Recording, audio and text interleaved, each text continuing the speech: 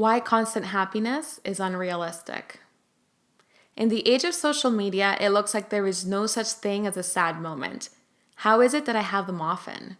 Moments of sadness, moments of feeling inadequate, moments of feeling disappointed with my decisions or the stage of life I'm at, even my loved ones' reactions.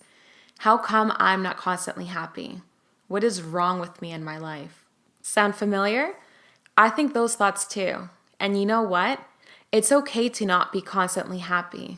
And it's normal to ask ourselves those questions at times. You know what isn't normal? Thinking every other individual is constantly happy without ceasing. Seriously, the social media facade we see as normal is a cause of some of our darkest depression. We think everyone runs around taking perfect candid pictures mid laughter, or that all those hashtag girl trip are a dream of a time, and that being a single mom means you're constantly having fun, or that marriage is the only true happiness. It is all a bunch of manure. That makeup vlogger you watch probably cries herself to sleep some nights, and that fit guy you follow doesn't joyfully wake up every morning. The perfectly dressed single girl doesn't have the perfect life. And guess what? This happily married woman doesn't love marriage every waking second of her life, and that is normal. It is normal to feel emotions across a healthy spectrum. Some days will be filled with happiness, and other days will be a little more frustrating. Think of the wind. It never flows in a straight line. It has little waveforms as it blows.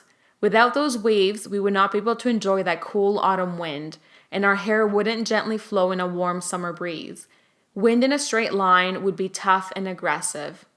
Happiness has its own waves. Pure joy can be at its peaks, content perhaps on its slopes, maybe a little dissatisfaction can hide in its valleys. Maybe your peaks are more frequent, or perhaps your slopes are a little longer, and that's okay. We all have different experiences in our happiness, and your experience is not wrong simply because it is not an exact replica of what you see online. Let the not so good days build appreciation for the good ones, and let the frustrating moments build your patience for later events. Let your heart feel sad for a moment if it needs to, and express your joy and satisfaction when you can. Stop comparing yourself to individuals that are only willing to share a single good minute of their day while hiding the remaining 1,339 not so good minutes. If you are thinking, well, I just don't have good moments, take yourself through some self-reflection.